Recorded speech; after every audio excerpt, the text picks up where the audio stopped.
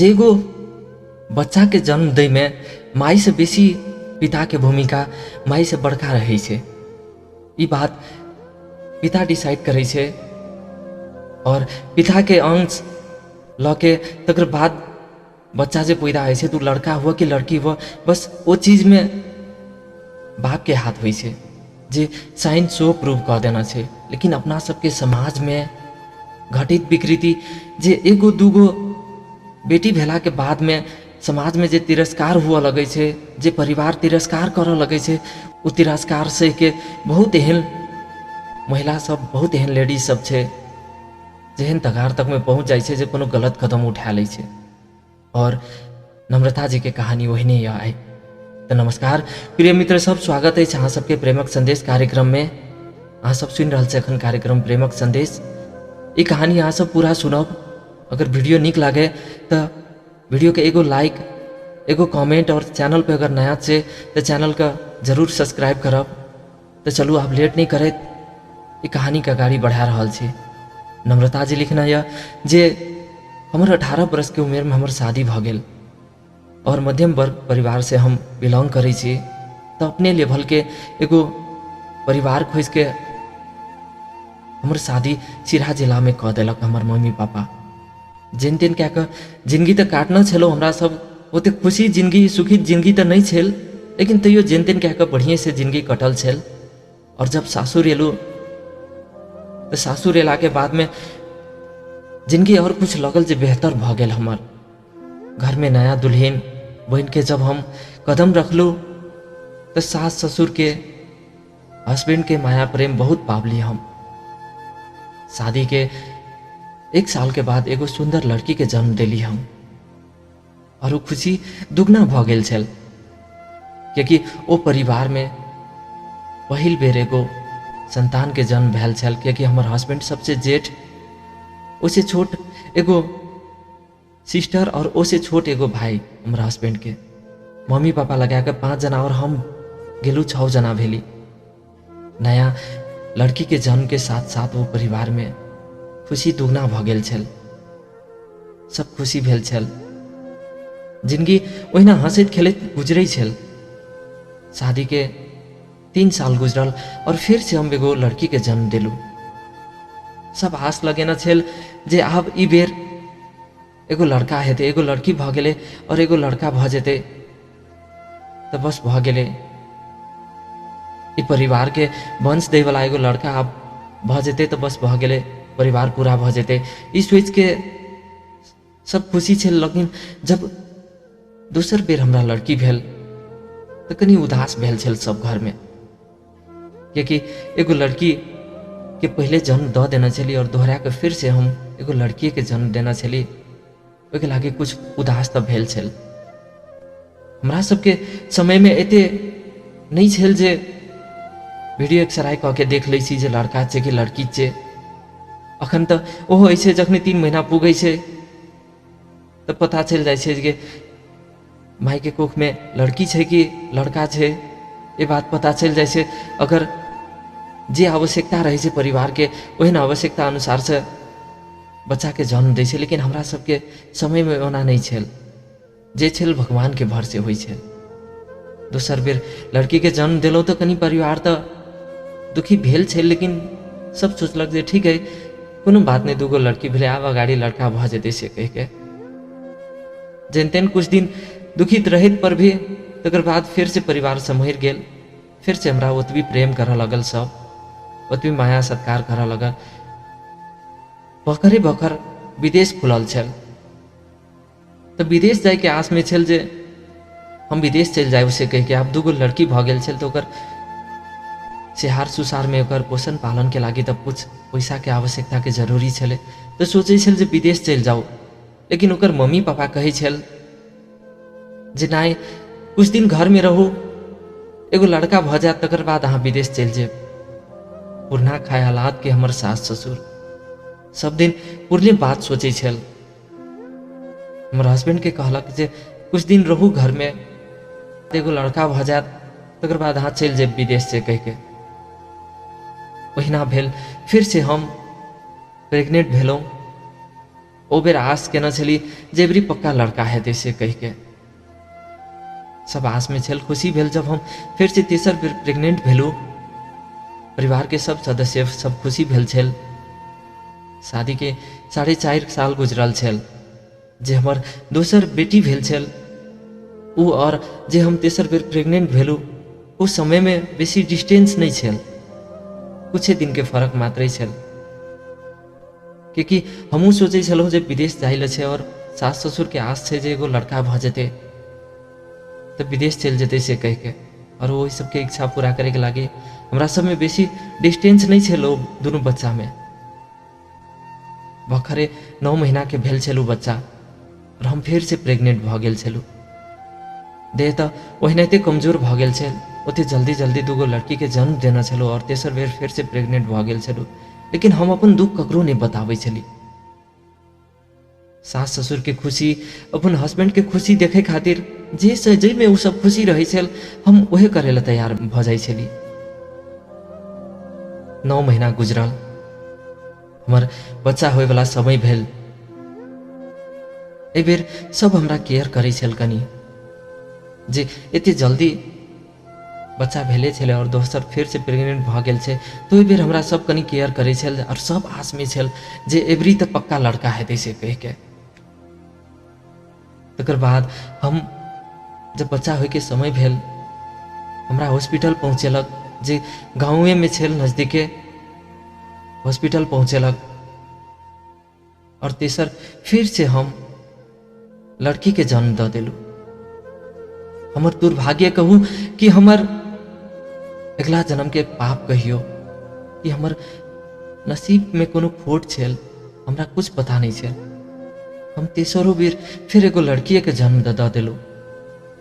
हमर सास ससुर ई बुझलक जखनी जे फिर से तेसर बेर हम लड़की के जन्म दिलू ह, हॉस्पिटल छोड़ के और निकल गेल। कुछो चाहिए तो हस्बैंड नहीं छोड़लक हमरा। सास ससुर बस उदास चेहरा लके और वो हॉस्पिटल से निकल के घर चले आयल। इहो नहीं जे आप साथ साथे जेबे, साथ साथे पुतोह के घर लके जेबे, ओहो नहीं। सास ससुर दोनों छोड़ दिला। अब हम एगो बात समझ नहीं पावे छली जे में हमर गलती कौन छल। कही से जे एगो लड़का एगो लड़की के जन्म दे में कि त ओकर पिता के हाथ होय छे कि त भगवान के इच्छा होय छे। ई सब साइंस आए प्रूफ कह देना छे जे को बच्चा के जन्म दे के लागी कि उ लड़का होय कि लड़की होय ओय में हाथ पति के रहे छे। लेकिन उ सब हमरा कथी ले दोष दै छले ई बात हमरा कुछ समझ में नहीं आवे छल। खाली हमरा मात्रे दोष लगावे छल उ सब। हम की करती, हमर एमे कथी दोष। 2 दिन हॉस्पिटल में रहला के बाद में हम घर एली। घर एला के बाद में जेना जे प्रेम सत्कार हम वैसे पहले पावे छली सब अचानक सब परिवर्तन भ गेल छल। जब हम पहिल बेर बेटी के जन्म देना चलो तो ओ बेर के सेवा सत्कार और जब हम तेसर बेर फिर से बेटी के जन्म दिलों एहि बेर के सेवा सत्कार में बहुत फर्क भ गेल छल।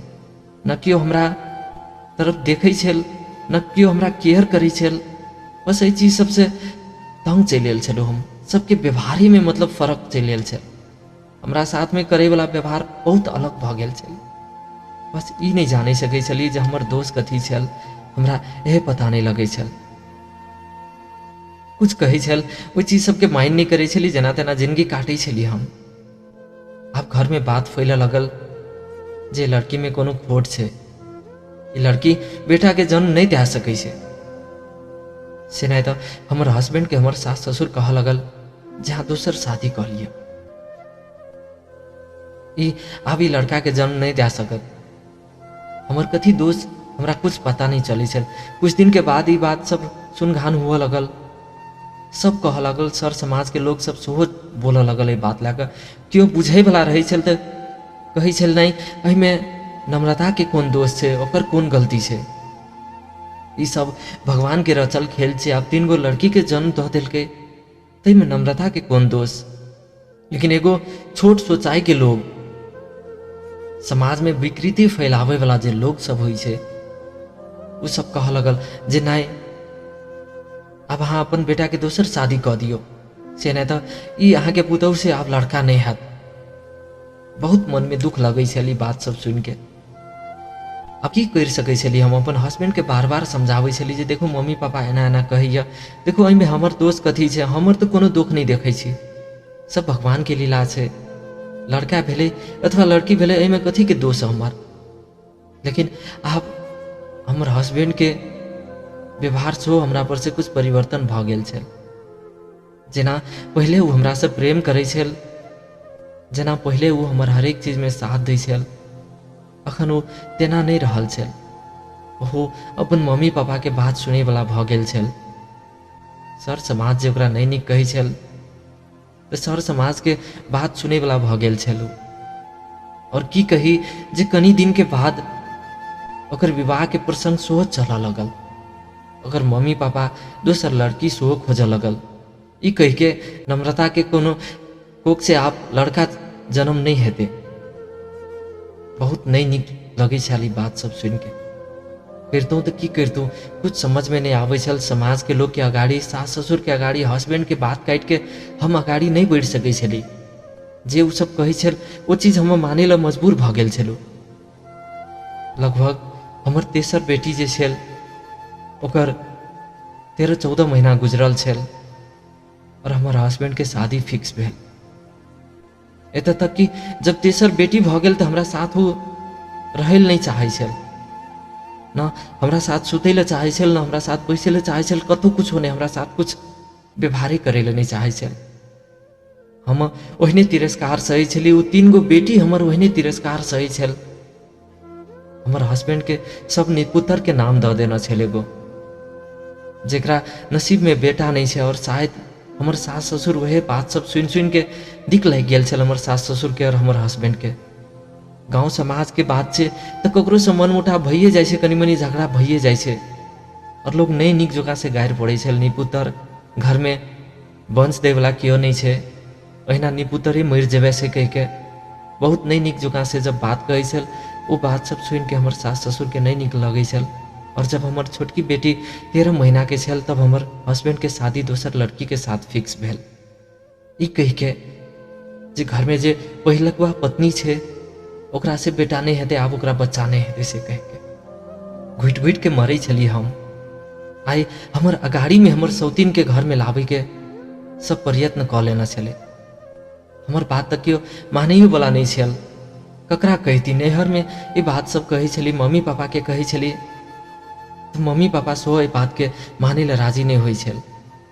कही छल देखू अब जब एहन भ गेले तो हम सब की कर सकै छी, अहाँ बेटी धन शादी कह देलू, अहाँ के अहाँ दोसर के घर के अमानत भ गेलिए। हम की कहब, अहाँ के सास ससुर जे कहिया वो चीज के मान लिया। अहाँ घर के मम्मी पापा सेहो कह लगल छल, की करतो नहीं करतो कुछ समझ में नहीं आवे छल। घुट घुट जिये छलू, लेकिन अंतिम में वो सबके फैसला हमरा मानऽ पड़ल।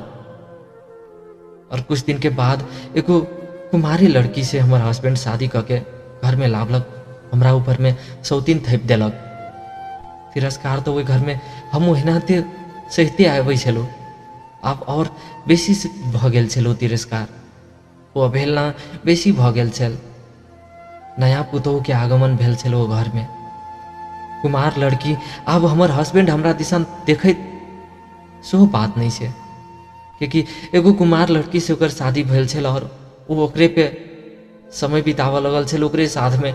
हमरा देखे वाला, हमरा केयर करे वाला क्यों नहीं, बस इतने समझू हम और हमर वो 3 गो बेटी एगो बोझ बन के वो घर में बिताबै छली। दिमाग में ई सोचे आबै छल जे बस अपना आप के खत्म कर ली, आत्महत्या कर ली। लेकिन फिर सोचे छली जे हम जब अखन जीवित छिए तब हमर बेटी सबके एते अपमान भ रहल छै, एते अवहेलना भ रहल छै, तो हम मर जेबै तो ई सौतीली माँ हमर बेटी के कहियो भी निक जगह से नहीं देखते और वो बच्चा सबके मुंह देख के हमर कदम कहियो भी आत्महत्या करी तरफ नहीं अगाड़ी बढ़ल। की करतौ नहीं करतौ कुछ समझ में नहीं आबै छल। बस एते भरोसा कके अगाड़ी बढ़े छलू जे चलू कतौ छिए तो घर में छिए, क्यों कुछो कहते तो ई तो कहते ना जे ओकर बियाही कन्या छिए से कह के, बस एही आस में हम सब दिन बैसल रह गेली जे नया लड़की से शादी केलक। कुछ दिन के बाद वो प्रेग्नेंट भेल। प्रेग्नेंट भेला के बाद में सब खुशी भेल जे चलू पहिलुकवा कन्या से तो बेटा पैदा नहीं भेले, लड़का नहीं भेले, लेकिन जे नया कन्या आयल छे वैसे पक्का छे जे एवरी बेर लड़के हेतै से कह के सब आस में छेल, सब खुशी छेल। लेकिन हमर कलेजा ओहि दिन ठंडा भेल जब ओहो लड़की से पहिल बेर में बेटिए पैदा भेल। जे लबका कन्या क्या के लाभ न छेल ओकरो से बेटिए पैदा भेल। हमर दिल में ओ दिन कुछ ठंडक मिलल छेल जे देखो हमरा में ठीक से खोट छे, कोनो गलती छे। हम एगो बेटा के पैदा नहीं कह सकली, बेटा के जन्म नहीं दे सकली, लेकिन जे कुमार लवकी कन्या कह के लावलिए ओहो तो फिर से बेटी के जन्म दिलक। आप कहू जे खोट ककरा में छे, हमरा में छे कि यहाँ के बेटा में छे। संसार ही कहे छे जे एगो बच्चा के जन्म दे के लेल ओकर बाबू के, ओकर पिता के सबसे बड़का भूमिका रहे छे। एमे हमर कथी दोष से कहू। आप तो इन्हें न कहबे जे आप ओ कन्या में दोष छले जे वो 3 गो लड़की के जन्म दिल के। आप नया कन्या कह के लब लिए, नया शादी कह के लब लिए, ओकरियो से तो बेटिए पैदा भेल। ओ दिन मन में कुछ ठंडक मिलल छल हमरा। लेकिन उ लबका कन्या के तुरंते तिरस्कार करे ला नहीं मिले छल। सास ससुर ई कह के टाल देलक जे है पहिल संतान से भ सकै छे, जे अगला बेर फिर से बेटा हेते कि एवरी बेटी भेले अगला बेर बेटा भ जेते, तोरा तो 3 बेर तक बेटिए भेलो से कह के। बस हमार सास ससुर अपन बेटा के बारे में नहीं निक सुनैये ले नहीं चाहे छल। और तराई में हुए छे जे बेटा चाहे कतबो गलती कह लिया तो बेटा के माफी, और पुतोह से अगर छोटको गलती भ जाए छे तो ओकरा तिरस्कार सास ससुर करबे करे छे। आप घर में और तनाव बढ़ा लगल छल। एगो सौतीन संगे करे वाला व्यवहार जे हमरा छल, हमरा साथ ओह तिरस्कार करे वाली एक गोड़ा बढ़ गेल छल।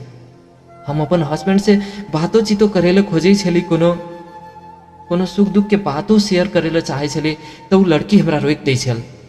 हमरा ओकरा से बातचीत तक भी नहीं कर दै छल।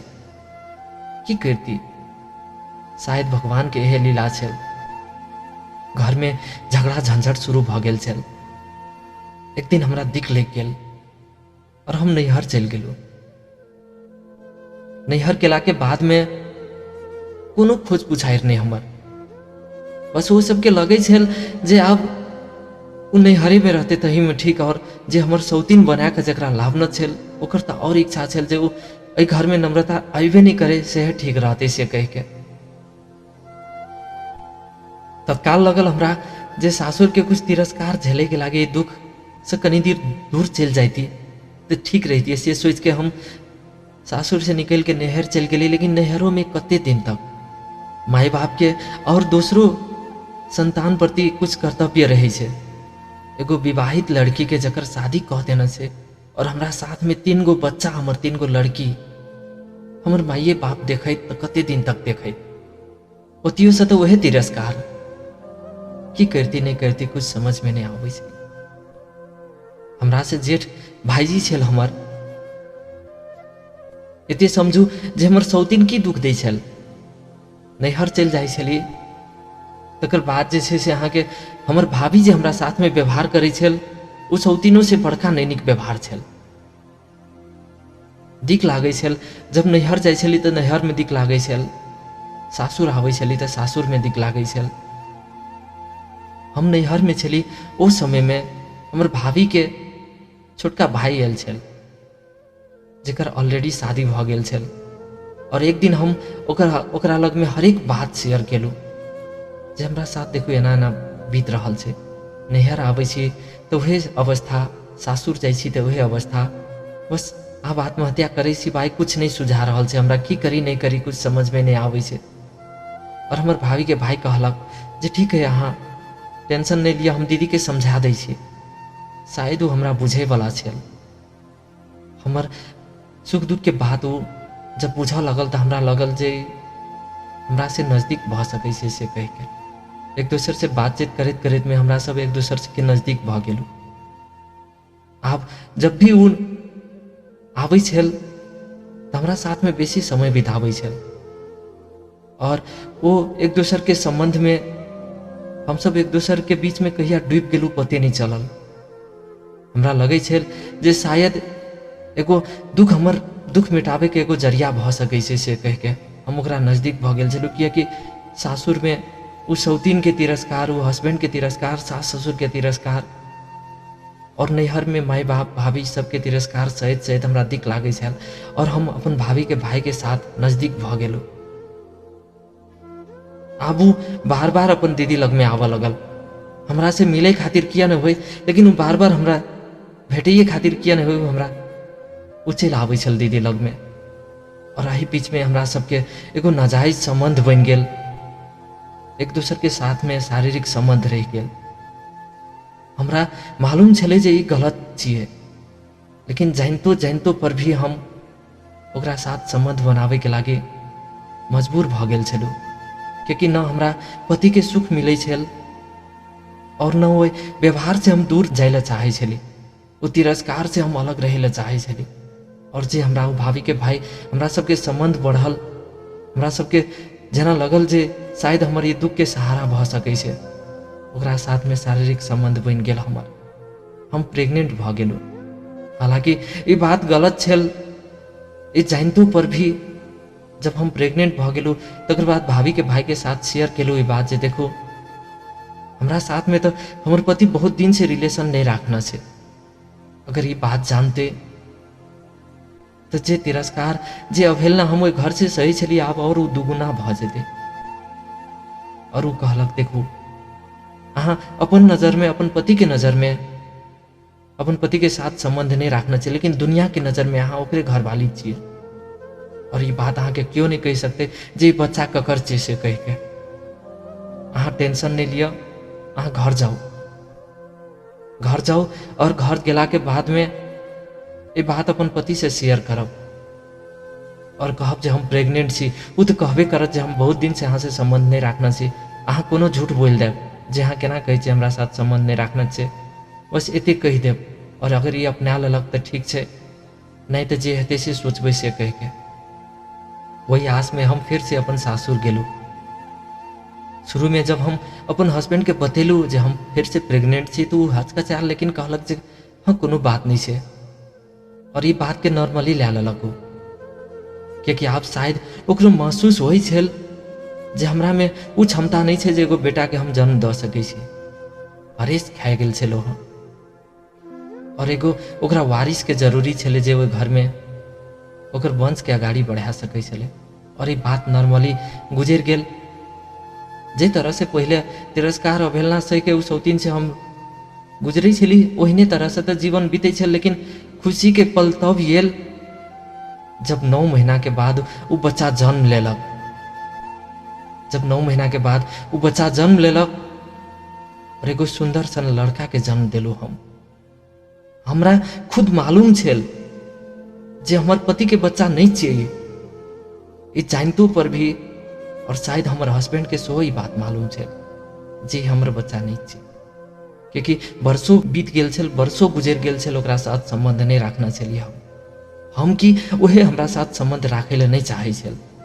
जब से नयका कन्या आयल घर में तहिया से वो हमरा साथ संबंध नहीं बनेना छल।